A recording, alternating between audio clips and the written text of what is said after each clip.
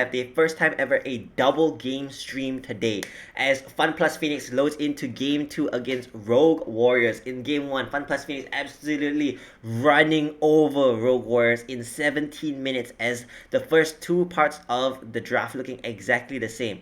The only minute differences are in Rogue Warriors bans looking to leaving the Gwen up, banning out the Tahm Kench and the Varus as well as the Lee Sin, as Tristana seems to be the pick of choice here for Fun Plus Phoenix. Exact same rotation coming out though, as it is the jungler pick into the bot side pick. Meanwhile for Rogue Warriors, the Sylas is looking to be the pick of choice here. Sylas into the Alistar, very nice ultimate to steal, not so great ultimate when it comes to the Udyr, and the Buster Shot has some decent AP scaling if I'm not mistaken, and eventually Lock It is their choice as the Rise ban coming out. I don't think Rise is exactly the champion that FPX were thinking of going for in this composition. I think they're very settled. They look very set on a full-on dive composition as the not ban coming out here in the bottom side.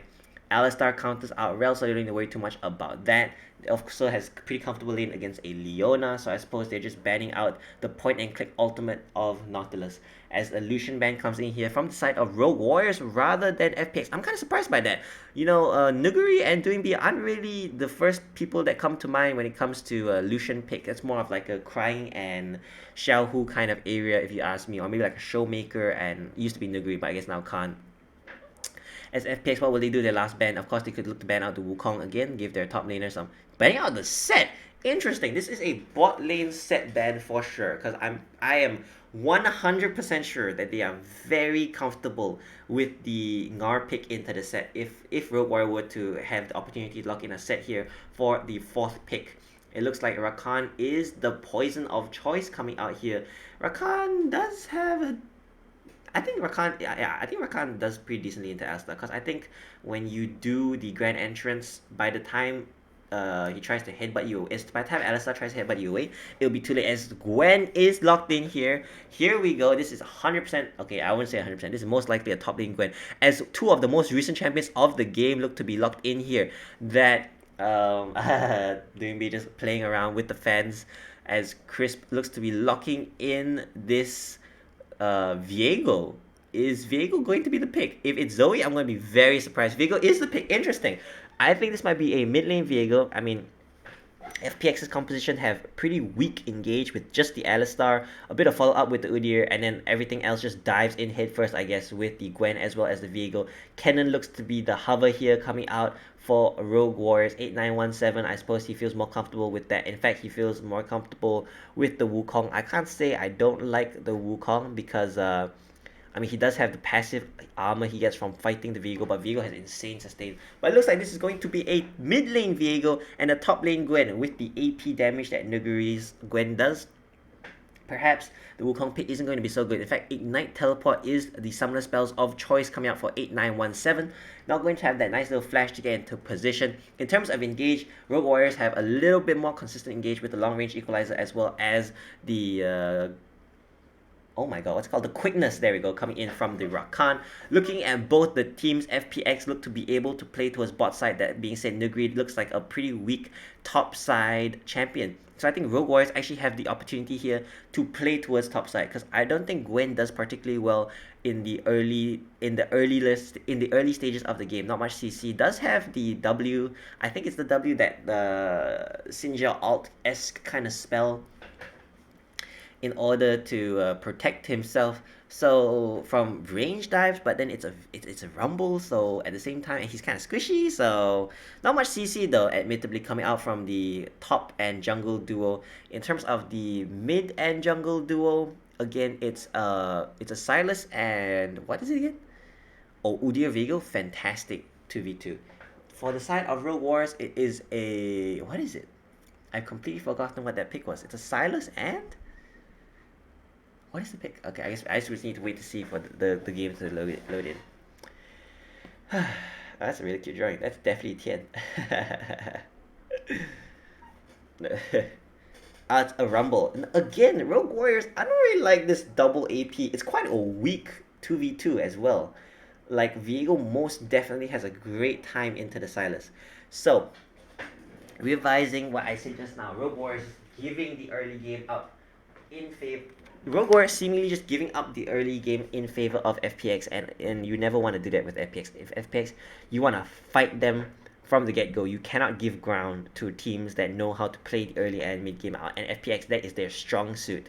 Scaling, not so great, but strong suit is indubitably their early, especially their mid game. Now a little bit of wars coming out here. In fact, Rogue Warriors have really no presence before 6. Wukong isn't really too big. Rumble's not bad. Forge needs more levels than 6 because he needs to stack up his some levels on his spells. I think FPX are going to run them over again.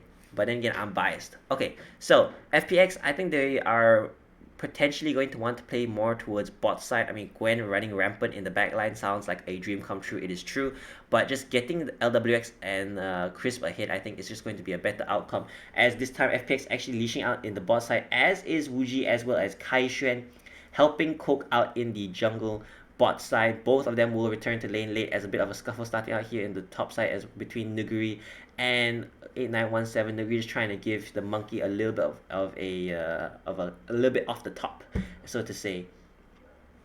And back in, let's look at the runes. Based off of the runes, nothing too surprising coming out from either team. Dark Harvest is the poison of choice for Coke this round. Doesn't have so many people to run through, I suppose. Also, you don't win in sustained damage against a Gwen or a Viego. You just need to burst them ASAP Rocky. So I fully am supportive. I think, as though, to be honest, as a Rumble jungle, I don't think you ever kind of consistent damage anybody down. You just always try to burst them. As Doinby just shoving in the wave, getting a ward out onto the Raptors, and he will eventually spot out Ice Coke almost a second later. Forge in this mid side doing a pretty good job so far, but the pain only comes in a bit later on as a secondary resourceless Viego is just going to have the time of his life against you up in this side. Doinby just shoving the wave non-stop, allowing Ken to run in, and with top lane and mid lane prior, Ken is just going to screw around with Coke. Does not have his smite yet. Both of them have the same smite times, as Coke kind of wary of Ken being in the area. Did Ken somehow sneak through it as he running in onto Ice Coke now? Doinby is in the area, does have flash, channeling up his stun. Will he flash? Does he even need to? No, he doesn't need to, as Ice Cold is trying to fly over the red buff, gets smited away, tried to flash away, but Tien just gets onto him with the bear stance. Forge running in, but does not have very much damage sustained or CC available, and Tien, successful engage coming in from mid and top priority. You cannot give mid and top priority to FPX. Come on now. I know this. You know this. The viewers know this. Oh, Rogue Warriors is catastrophic. Ice Cold is not going to have a good time. I mean, he does get the Scuttle Crab, which I suppose is a bit of a consolation prize, but he's pretty much gotten 4 camps so far, and Nuguri just really taking a lot off the top for 8917. You're gonna be a bit of a bald monkey soon. Doinby stepping out a little bit far here. Tien is above him, uses his invisibility, but Forge managing to hit the second part of his E as 2 rockets zing him in the back. Doinby forced to channel his recall. Does have teleport, however, so it wouldn't be too big of a deal. Ice Cold walking towards the top side, towards his only remaining camp. Nuguri is going to ward, could potentially be caught out of position here. Ice Cold is only level 3, however, Nuguri level 4 with Ignite may not be the person that you want to fight as a under-leveled, under-farmed jungler. Forge is walking up, however, but thinks twice when he realizes there's no idea where Tien is. And Doinby just using the minions to harass out Forge, walking up. Very nice skin, by the way. Again, just trying to poke through the minions as teleport coming in. Ice Coke is in the area. 8917 instantly jumping onto Nuguri in the bot side. Looks like a pretty even lane between FPX's bot side and Wuji and Kai Xuan. As Ice Cold jumping in now, 2 men knock up. Wuji is knocked up. Nice little flash coming out here from LWS, jumping away from the grand entrance? I think it's the grand entrance. Coming I forgot. Anyways, Ice Coke in the top side. Pings are going down onto Nuguri. Nuguri does not have flash, but neither does 8917. There's 2-man rotation coming in from FPX as the stun is just used to gain some ground. Tien does have flash running in. Wuji trying to kite back as level 3 as in jumps. Oh, Kai Xuan saving himself with a beautiful grand entrance into the battle dance away onto Wuji.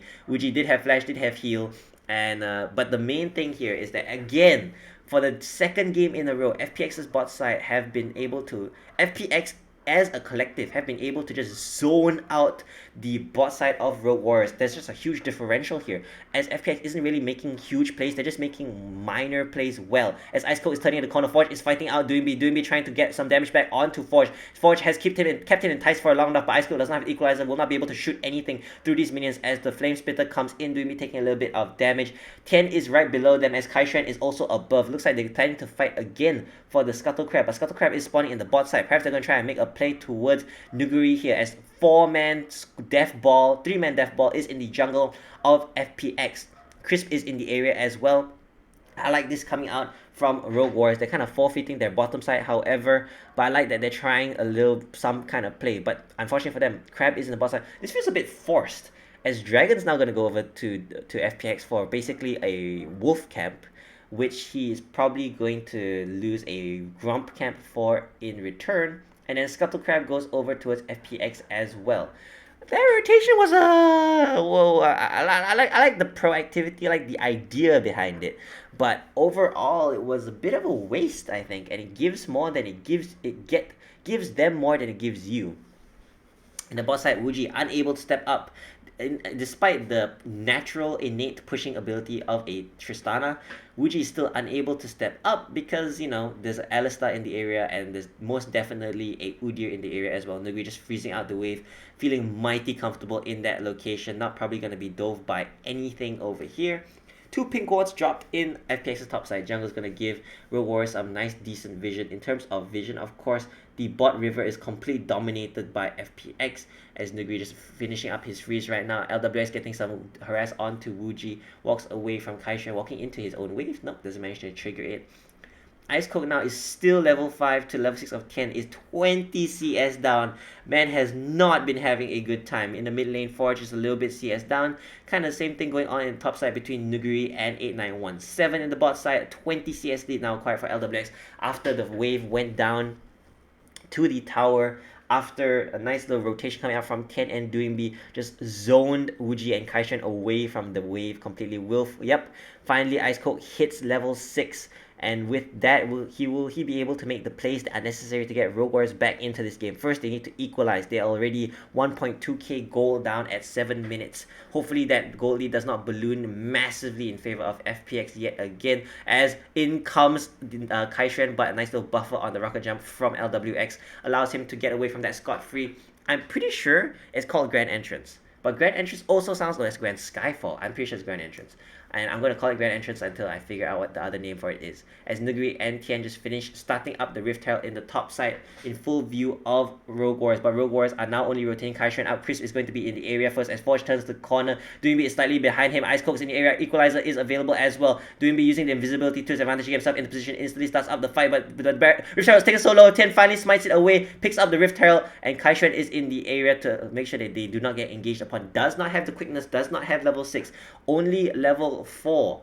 Is massively behind in terms of XP. As Tian face check, Kaishuan face checks into Tian, gets bear stance to the face, followed by a tiger stance, continuous mauling, and the Phoenix Flames over the back. Kaishuan forced to use his Grand Entrance over the wall, and just like that, his roam up cost him experience, cost his AD carry some cost him experience, cost his AD carry, some safety, and now FPX gonna punish, looking to just take whatever they can on this bottom side of the map. Looks like Wuji, realizing how much danger he's in, yet again zoned off of the wave. LWX, a near 30 CS lead, more platings going in favor of him.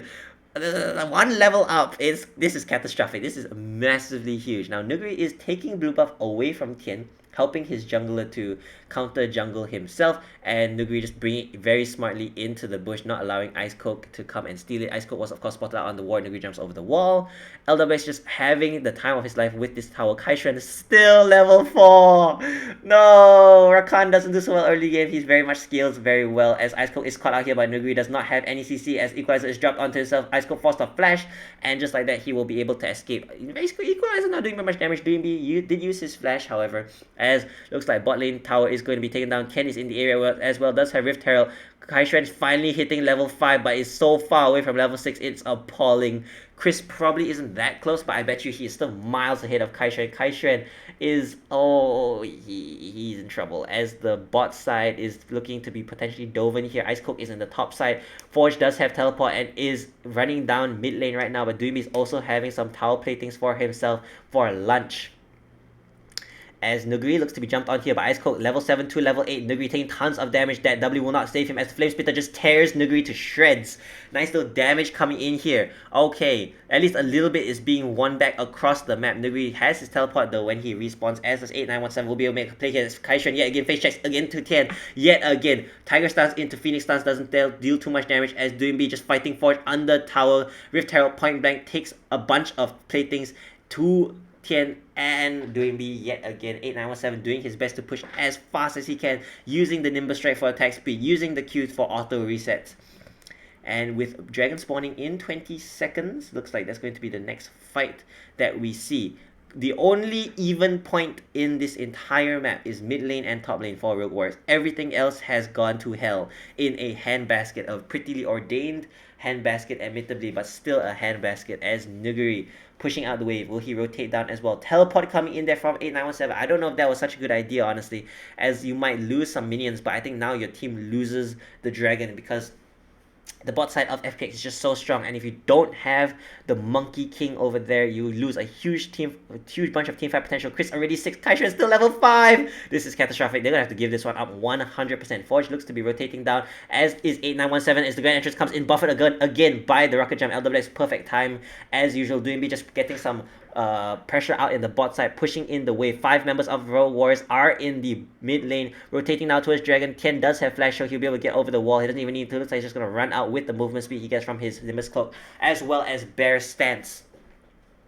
It's still going. Okay, just gotta make sure now. As Doombi is fighting Forge in the jungle. Forge jumping back onto Doombi, but Doombi has so much sustained damage. Dunk is stolen by Forge. As in the bot side, Tian and Chris jumping in onto Kaishuan and Coke. The quickness comes in. Wuji repositioning, but Ice Coke is taken out immediately. Wuji now has nothing but a flash available. Will he be forced to use it? Yes, he will, most definitely. As Chris jumping in with a follow up headbutt knockup combo. Nuguri taken out by 8917 in the top side. Maybe he went under tower, as 8917 actually very healthy, all things considered. I guess with the passive regeneration, he also is very comfortable, as LWX finds himself between 2 towers, but his team is there to push the wave in, as he jumps into 1v2 situation into Kaishuan as well, flashing in, trying to get the last auto attack onto Kaishuan. Bomb goes onto Wuji, and LWX 1v2 pushing out his 2 lane opponents, forcing out a flash and a heal for the cost of a flash. LWX feeling so confident, has a huge item advantage, come to think of it.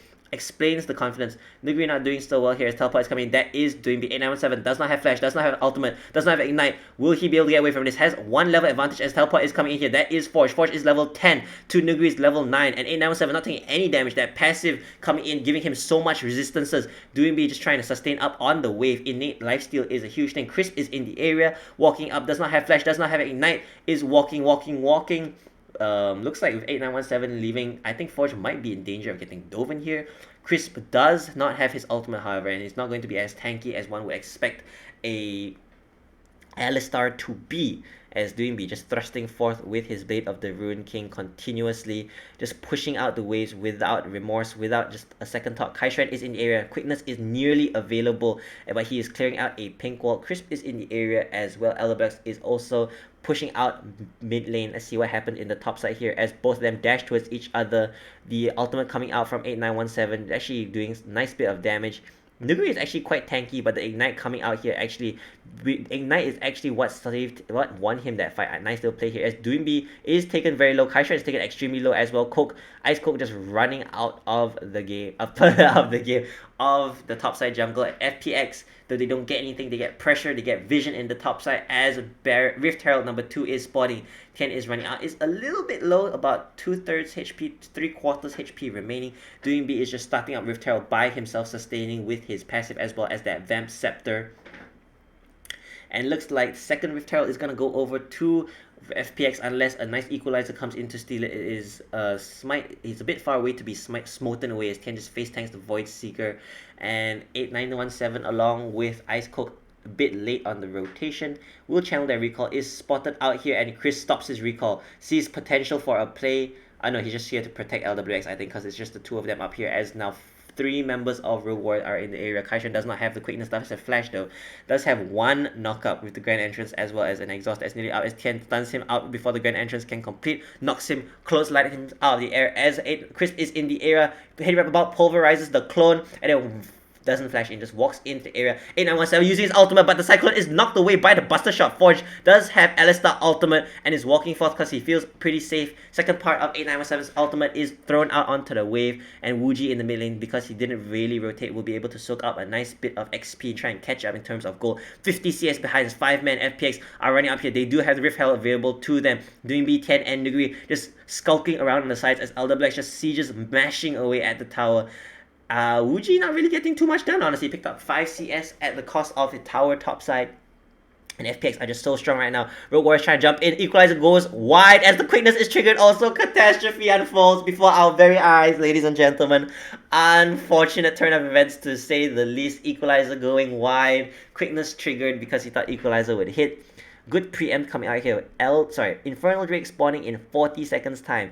Doinbi is on the opposite side of the map, does not have teleport. Will he eventually channel his recall? So he's going to pick up the wave. This means he might be a little bit late. And Forge with the reset coming in first from him means that he probably will be there for the fight. This could be potential for Rogue Warriors to win this out. A 4v5 is exactly what they need right now. Nuguri, having finished up his Riftmaker, will be able to start being a more efficient, more effective duelist when it comes to the fights between him and 8917. But that being said, 8917 not a pansy either, because he has completed out his wow, I forgot what that thing is called already. Okay, never mind. I'm just not gonna I need to research my items more. Anyways, going back into the game.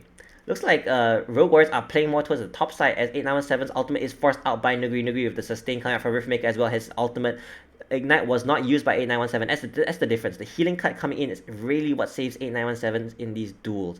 But now that the Riftmakers come out as well, I don't know if he has enough healing cut with just the Ignite. I don't even know if Execution just snacks with Ignite. But it feels like if that's not the case, LWX just sieging out yet another tower. Where LWX goes, towers fall. And in the meantime, bot side, FPX's jungler and top laner just two-manning the dragon. No contest even remotely coming in here from Rogue Warriors.